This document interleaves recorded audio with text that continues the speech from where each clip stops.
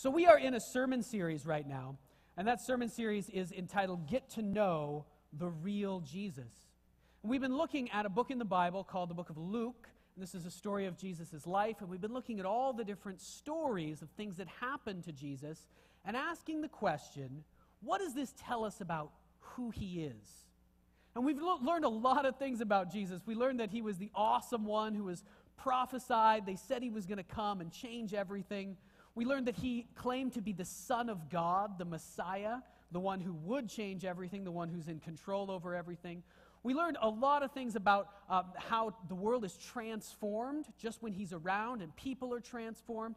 And last week we started to look at how are people actually transformed by him. What is his method? And his method, his power to transform the world and to transform people around him is what? Love. Love. Actually, what he is like on the inside is the power that changes the world around him. We talked about how we might think of love as, not, sentimental, not something that actually has real concrete power, yet it does. It is, in fact, the most powerful force that exists is love. And we're going to talk today, we're going to look at a situation in which Jesus is able to transform another person, and this kind of blows the disciples away what happens here, his followers. He's able to transform another person. This person is demon-possessed. We're going to be talking a little bit about demons today. He's able to transform this person because of that power that is with him and in him, and because of who he is. And so I'm going to give you the main point right up front. The main point this morning of the message, and we're going to be looking at Luke chapter 8, the main point is this, that Jesus is the Son of the Most High God. Jesus is the Son of the Most High God, and that's going to sound similar to some of the points we've made before. Jesus is the Son of God, but today we'll be focusing, and Luke is focusing on the fact that he is the Son of the Most High God. And we're going to see what that means as we go through this story. Now, I thought about expressing this main point in a couple of different ways. Jesus is the Son of the Most High God. Jesus has authority over demons. That's one way I thought about expressing it. Or another way I thought of expressing the main point today is Jesus knows a heck of a lot more than we do. All right? And he does. You're going to see that. There's some stuff that happens in this story that if this really happened, and it did, if this really happened, it tells us that there is a lot more to the world in reality than what we perceive. And Jesus actually knows how to deal with it, and we do not know how to deal with it. So this is very important. All right, a word before we jump into the story, a word on demons and the spiritual world. There's a lot of weird stuff in this story in Luke chapter 8. There's a demon-possessed man. You'll see in a minute he runs around naked. There's pigs that drown themselves in a lake. There's a lot of weird stuff that happens. And I recognize that in our culture, many people either don't believe or aren't sure, at least in their conscious minds, whether there is sort of evil spirits in the world. We think that's something from the past that maybe we got over as a human race, believing in that. Halloween, we don't believe in monsters anymore. But I want to give just a few moments to trying to convince you, or maybe even, since it was just Remembrance Day, getting you to remember what you already know, that spiritual evil and spiritual good, right, the Holy Spirit, God, these things are real and are actually in the world, though most of the time we're not dealing with them directly, at least in our area of the world. Spiritual evil is real, even weird stuff like demons. Now, my main line of argument here is going to be this. There is evil in the world, and you all know that that's true. There is evil in the world. When you see something on the news like what happened in Sutherland Springs at this church last week, on Sunday, somebody just walks in and starts gunning people down. How exactly does that happen? That doesn't fit into our normal framework of thinking about everyday life. You don't expect that to happen here today, do you? You might recognize that it's a possibility, but you don't expect it to really happen. Because you can't imagine the frame of mind that would cause a human being to want to do that. The truth is that what happens in cases like that is there's something more than just regular human thoughts going on. It doesn't make any sense. It can't be explained biologically or logically. There is some sort of evil that can take hold of individuals at certain moments in time. We can also recognize this by looking at history, things that we just mentioned, World War I, World War II. These can't really be explained just in human terms. These were, in fact, especially, what happened with the Germans, the Nazis, not just the Germans, but the Nazis in World War II, was an attempt to solve all human problems by human effort. That's really what it was. And look what it resulted in. Massive evil on a scale that the world had never seen before. What does that tell you? It tells you that there's something more going on here. There is a real evil in the world that goes beyond just what humans want, human desires, human thoughts. There is a real presence of evil in our world. And sometimes that evil is expressed in bizarre ways. My final line of argument for convincing you that some of this is true, that there really is spiritual evil in the world, is this. Just remember that time in your life. I have found that if you take a group of people, any group of people, regular people who don't believe in evil spirits or ghosts or anything like that, and you get them in a group and you establish sort of a mood of confidence. You convince them that it's okay to share and that people aren't going to think they're weird.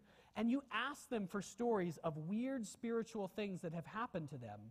All of a sudden, almost everyone in the room has something to share. And so I know, I'm not going to ask you to raise your hands, but I know that almost every one of you, maybe every one of you listening to this today, has had some sort of weird spiritual experience in your life or something you can't explain in logical, regular terms. Remember that. Remember that this stuff is real, even though it seems weird. Let's dive into the story now and see what happens with Jesus and his little band of followers.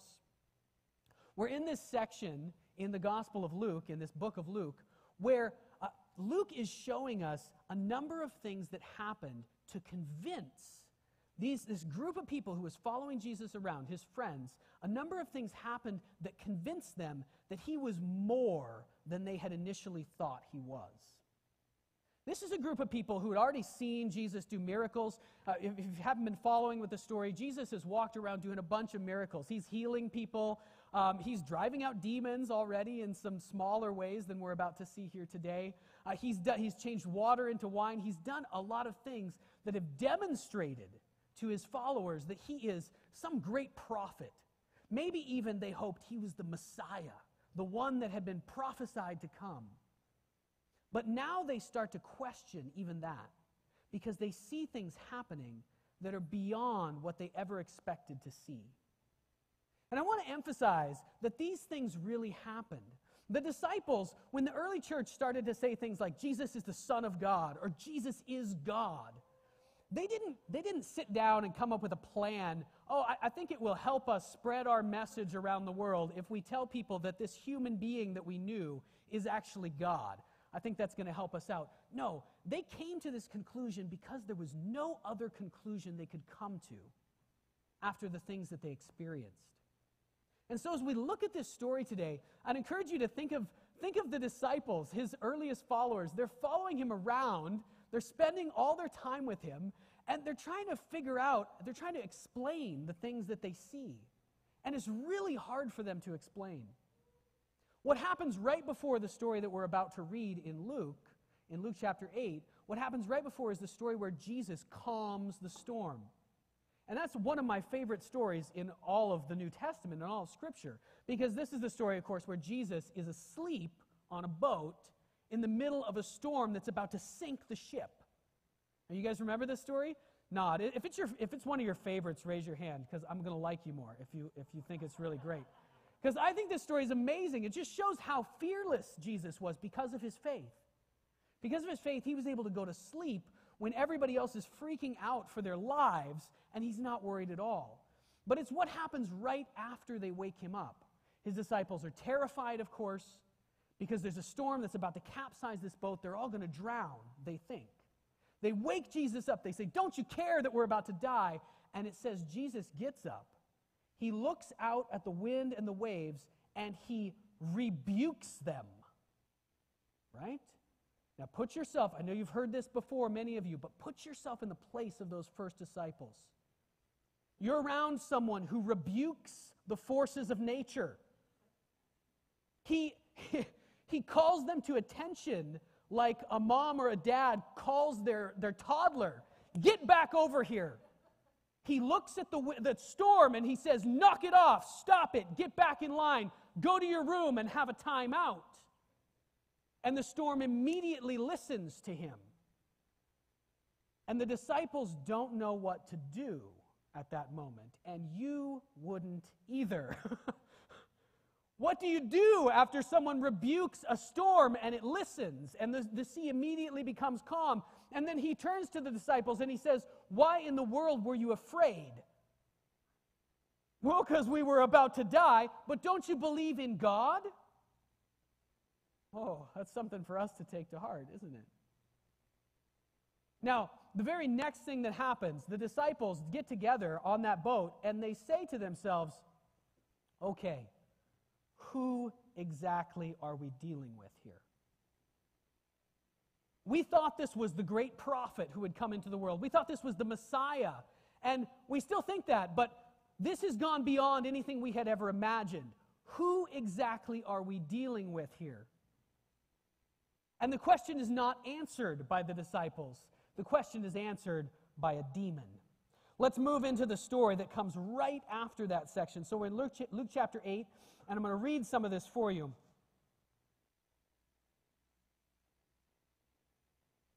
So we're in Luke chapter 8 here, and starting at verse 26. This is immediately after they ask the question, who is this? Who exactly are we dealing with here? It says this, starting at verse 26. "They sailed into the region of the Gerasenes, which is across the lake from Galilee." So they had been on the lake, and the storm had come, and then this is where they go right afterwards. "When Jesus stepped ashore, he was met by a demon-possessed man from the town. For a long time, this man had not worn clothes or lived in a house, but had lived in the tombs, in the graveyard. When he saw Jesus, he cried out and fell at his feet, shouting at the top of his voice, 'What do you want with me, Jesus, Son of the Most High God? I beg you, don't torture me.' For Jesus had commanded the evil spirit to come out of the man. Many times it had seized him, and though he was chained hand and foot and kept under guard, he had broken his chains and had been driven by the demon into solitary places where he was alone. And so Jesus asked him, 'What is your name?' 'Legion,' he replied, because many demons had gone into the man. And they begged, that is the demons, begged him repeatedly not to order them to go into the abyss." How many of you would say that this is a little bit of a weird story? And we haven't even gotten to the weirdest part yet, have we? This is a little bit of a strange story. Jesus demonstrates that he has power over the demons in this story. He's about to drive this demon out, and he's begun. He's just demonstrated that he has power over nature. He's about to demonstrate that he has power over demons. In the stories that follow this one, he's going to demonstrate once again that he has power over diseases and that he has power over death itself. He's going to raise someone back to life. Jesus has power over nature, demons, disease, and death. And this story gives us an insight into a world that we really don't know very much about, but Jesus does. And it gives us a moment in the disciples' lives with Jesus where their eyes are opened, and I think this is the beginning. In next week's message, we're going to get to a story which has a grand name called the Transfiguration. And we'll talk about that when Jesus is glory, who he really was, is fully revealed to a few of the disciples. And these two stories, these several stories, what we're looking at today and then the things next week, they form a progression in which Jesus is revealing to his disciples who he really is. The Son, not just the Messiah, not just the Son of God, even beyond this, the Son of the Most High God. He's revealing to them what it actually means that he is the Messiah. And so let's think about this story carefully here and what happens with Jesus. He's just rebuked the waves and he steps onto the shore. And immediately a man comes up who is, it seems like from the story, completely naked. Right? The man has not worn clothes for a long time and he's lived among the tombs. We're told a little bit more about this man, and that's why I have chains here this morning. We're told a little bit more about this man, that people had tried to bind him with chains. In fact, they had many times and kept him under guard. So what does that actually tell us about this man? It tells us that this man was very dangerous, right? This isn't just a story of, oh, this poor demon-possessed man. The people in the town must have been terrified of this guy. We can assume that he's done some really bad stuff. Maybe he's hurt someone. Maybe he's killed someone. Just use your imagination, but not too much, because it's scary. This man has done some really bad things, and now he appears to Jesus. How is it that he appears to Jesus as soon as Jesus gets off that boat? I'm not sure. Maybe it's that this man has no other hope, and he recognizes somehow dimly that he has hope in Jesus, and he runs there. Maybe it's that Jesus somehow spiritually, in some sort of other realm that we're not able to perceive most of the time, is able to draw this demon to himself. I'm not sure exactly what happens. The disciples don't know what to do with this very clearly at first. The man comes to Jesus, and his first reaction is to fall down at Jesus' feet and beg him not to torture him. Now, with everything you know about Jesus, Jesus is often known as what? A man of great mercy, a man of great love, a man of great joy. People bring to him little children to have him bless them, right? So what are the disciples thinking now as they see a man fall down at Jesus' knees and beg him not to torture him? I'm sure one of the first reactions of the disciples, they probably didn't realize this was a demon at first. Why is this man begging Jesus not to torture them? What does he think of Jesus? And then we see, as it goes on, we see Jesus actually commands the demon to come out of this person. And this is something the disciples have seen Jesus do before. If you've been reading along, you'll know that a lot of times when Jesus is around people, many times people that we would just consider maybe that have a physical affliction or maybe that are mentally ill, we would say today. And that's true, I think. But when he's around people, not always people who are like that, but many times when he's around these people, something else starts to speak, something that's not actually the person. And these things, the Bible calls them demons, will say crazy things to Jesus. They seem to know who he is. And Jesus will often, earlier in the stories in Luke and the other Gospels, Jesus will tell them not to speak. Be quiet. Shut up. Don't tell people this.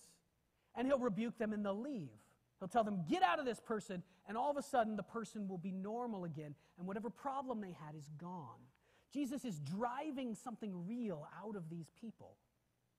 And the disciples have seen this before, but they've never seen what happens in this story. And that is Jesus tells the demon to leave this person, and the demon doesn't leave. That's kind of crazy. The demon doesn't leave immediately. The demon stays and begs Jesus, it seems like for mercy.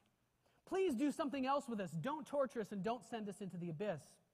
Jesus then does this bizarre thing of asking the demon, what is your name? And the demon says what his name is, legion, which is a word that means, this is a word used to describe, it's like saying battalion. It's like saying an army. My name is army. My name is battalion of soldiers. And that's because many demons, apparently, many different evil forces, real evil forces, had taken control of this man. And so here we are, Jesus having power, and Jesus is about to cast this demon out, of course. This demon is going to leave the man. In a minute, we'll see the man is going to be completely in his right mind after years of torturing himself and doing awful things. He's going to be completely transformed in just one afternoon or morning or whatever it is, just from being around Jesus. Jesus is going to drive this demon out. And so what we see here is that Jesus has authority over all things. He has power over it all. And this is what the disciples are coming to see. Jesus has authority over nature, demons, disease, and death. Who exactly is this? He is the Son of the Most High God. Somehow he is connected. He is the one who came from and who is even equal to the God who created everything. The God who is over all things, not just over one thing. You know, in the ancient world, they worshiped lots of gods who were over one part of life. You know, the God of fertility, the God of the harvest, the God of war, and lots of superstitions around different spirits that people believed were in control of different areas. But we're seeing here that Jesus is in control of it all. And we need to ask ourselves this question. Jesus didn't just come. He didn't just come to save or to redeem or to bring wholeness and restoration into one part of our lives. He didn't just come for Sunday mornings or to save us from our from our sins so that we could eternally be with God. He did come for that, but he came to be in control and to help us and to save us in every area of our lives. One of the questions that this story confronts us with is he the Lord? Are we allowing him to be in control of all the areas of our lives? Jesus is the Lord of all. This was the cry of the early church and the cry of the church today. He is the King over every area of life. Now, I want us to think about this demon-possessed man for a minute before we read the rest of the story. And I want us to think carefully about his situation, what it must have been like for him, as much as we can get into that. I don't know how much we can relate to someone who actually is possessed by a legion of demons, unless an experience like that has happened to you, and I hope that it has not. And also, but then thinking about the people around him in his town, which we're about to look at as well, what their response was. We can imagine this demon-possessed man must have had a lot of problems in his life.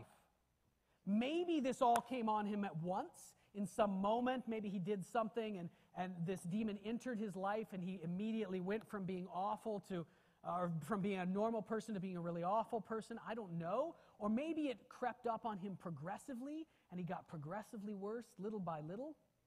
But you can imagine that being a member of a small village, his family, his friends, those around him must have tried to help him.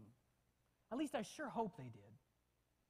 They probably started out, maybe they talking with him, maybe they prayed for him some, maybe they did different things, sacrificed to different gods. But nothing seemed to work, and the man went from worse to worse. And eventually he became a serious danger to the people around him. And at that point, a change occurs in the people that are in his area, the townspeople. Instead of trying to help him, they begin to just try to keep him from damaging everyone else. Right? And so they bind him with ropes. But somehow this man, when the demon comes upon him, has superhuman strength, actually, is what's being said here. And he's able to break through the ropes. And they put a guard on him, but he's able to escape the guard. Maybe overpower the guard. Maybe he killed someone who was watching him, trying to keep him from hurting other people. And then eventually, they bind him with chains. They bind him with chains, and the chains don't work. He's able even to break off these chains and shatter them with the power of the demon, throw them to the ground, and go on and do whatever the demon's leading him to do. What I want to get at here, what I want to use these chains to illustrate is this. Let's think of these chains as a symbol of human effort to solve problems. Now, I don't want to say it's bad to try and solve your problems. We should always be in the role and trying to fix whatever we can fix in this world. Would you agree? If you have a problem that is under your power to fix it, you should simply fix that problem. You shouldn't even really ask God to help you fix it. Maybe just in sort of your regular conversation. But let's say you have a really small problem, like your shoes are untied. It is within your power. Everyone in here, I think, except for Nathan, maybe. Everyone, it's within your power, and it will be within his power very soon, to simply fix that problem. You have the problem, your shoes are untied, fix it. You just get down and tie your shoes, right? But as we move up into different areas, it becomes less and less within our power to solve the problems that are in our lives. There are some problems that we can't solve on our own, and in that case, we need to ask for help from other people. There are some problems that are huge, and you find that there are some problems, and this is where I want to attack a lie that's in our culture. It's because our culture believes that at some point, all problems can be solved by human effort alone. And that is simply not true. It doesn't matter whether that effort is, worldwide human efforts. It doesn't matter whether that effort is scientific, the best minds in the world. There are problems that exist in every human life that cannot be solved by human effort alone. I think this lie is it's almost like we're beginning to wake up from this lie right at this point in history. I think we've been sleeping. Our Western culture has been sleeping in this lie for a couple of 100 years. And we're beginning to wake up from it and realize there are things that we just cannot fix.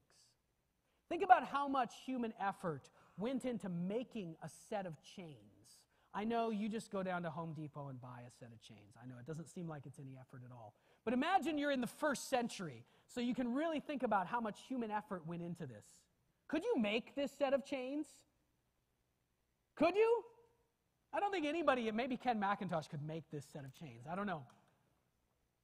But he couldn't do it entirely on his own, could he? He's relying on generations, actually thousands of years of human effort and technology to produce the tools and learn the lessons that we need to figure out how to mine for ore and then bring it out and refine it in very particular ways, and then how to forge it into chains, and then how to transport those to the places where they need to be. There is an immense amount of human effort that has gone into the fact that these chains are sitting in my hand today. And that effort was even higher and more right in your face in the 1st century. And these people in the town with this demon-possessed man, they had used every resource that was available to them. They had done everything that they knew how to do. And they had used it all to bind this man and tie him up so that he couldn't harm anyone anymore. And all of their efforts had failed because he simply broke the chains and went on to do whatever he wanted. And this man was in a place of complete helplessness. You must see that he could not help himself. And now Jesus is here. And let's see what happens next in the story.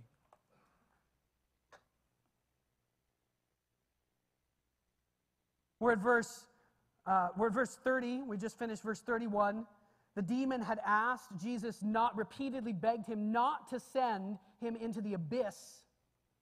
And the story gets even weirder. A large herd of pigs was feeding there on the hillside. And the demons begged Jesus to let them go into the pigs, and he gave them permission. When the demons came out of the man, they went into the pigs, and the herd rushed down the steep bank into the lake and was drowned. When those tending the pigs saw what had happened, they ran off and reported this in the town and countryside, and the people went out to see what had happened.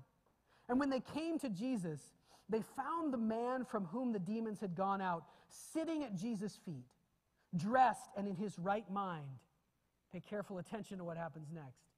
And they were afraid. They were afraid. Those who had seen it told the people how the demon-possessed man had been cured. Then all the people of the region of the Gerasenes asked Jesus to leave them, because they were overcome with fear. And then, again, pay careful attention, the very last verse. So Jesus got in the boat and left. This is a pattern now for us we've seen in the book of Luke. We first saw it with the Pharisees, the religious leaders. Jesus does something astonishingly good. He heals someone miraculously. In this case, he drives out a powerful demon, and the other people around try to stop it from happening. The pastors, we've seen in the past few weeks, tried to stop all these good things from happening. Now we see the townspeople, when something really good happens, they try to stop it from happening. If you had asked any of these townspeople, hey, you know that demon-possessed man? That crazy guy who lives in the tombs, who cuts himself and comes into town and hurts people? Would you like it if he were healed and suddenly turned into a normal guy? I think anyone in their right mind would say yes, don't you think? Yet when it happens, they are terrified and they ask Jesus to leave. Why? Why are they so afraid of what's happened? I think Jesus is actually teaching them a lesson. There's a lot of stuff going on here. They end up losing all the pigs, which is the herd for their whole town. This is a lot of money to them, a lot of resources. I don't think this is the main reason they're afraid, though, or they want Jesus to leave. Jesus, I think, actually uses this situation to teach them a lesson about themselves, or to try to teach them a lesson about themselves. What goes on here is that the people think that they want real change, but they actually don't. They think that they want evil to be removed from their lives, but really what they want is a comfortable life. You can see clearly in this story that in order to drive out deep evil from a human being, in this case, if it's a demon, or in our case, if it's that we have messed up stuff inside of us that needs to be changed and brought into, to be like Jesus, to be what we were created to be, to actually change those things, to actually do what we talk about, to grow in our relationship with God, that requires some radical transformation. If you're going to allow Jesus into your life to make those changes, things are going to happen that are probably going to scare the crap out of you. They're not going to allow, your life is not going to be comfortable or easy. It is going to be progressively transformed. It is going to be transformed because Jesus has this power. But we have to allow him in, invite him in. What should this town have done in response? When they saw that Jesus had the power to drive out some radical evil, they should have been begging him to come to town, shouldn't they? Please come, change more things, make everything right. We see that you have this power, but instead they're afraid of what he's going to do. They're afraid of the changes that might have to happen in their town, in their lives. They're terrified of the one that already has happened. And so they ask him to leave. And here's the thing about Jesus. If you ask him to leave, what does he do? He leaves. Jesus is never, he is the one who has all authority and power over the entire universe, and he's going to give you the freedom to choose. That's how he uses his power and authority, because he loves you, because he loves me. He gives us the freedom to choose.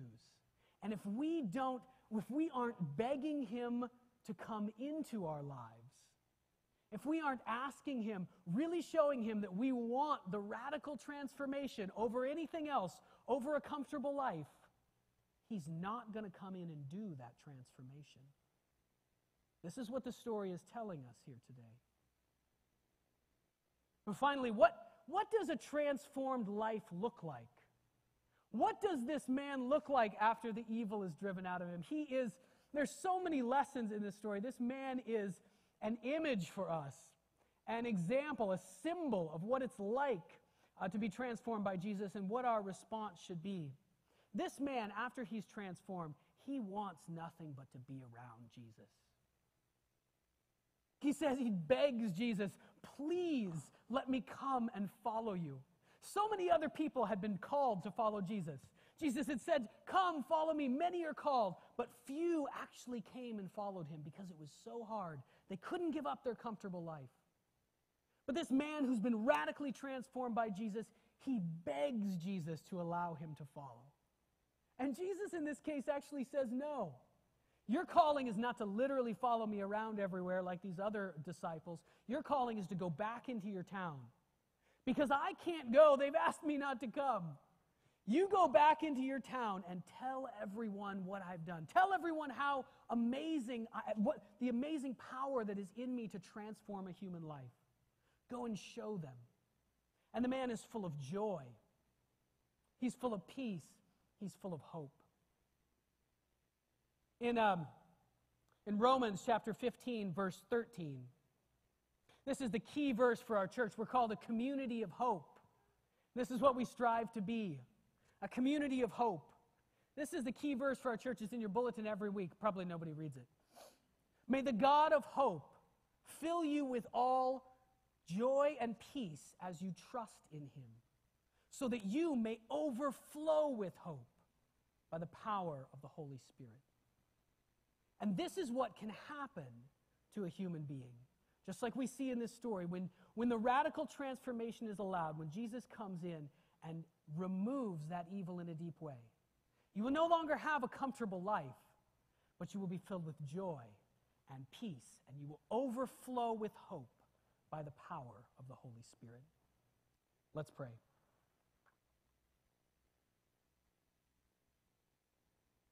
Father, thank you so much today for this story, this incredible thing that happened in front of Jesus' first followers, showing them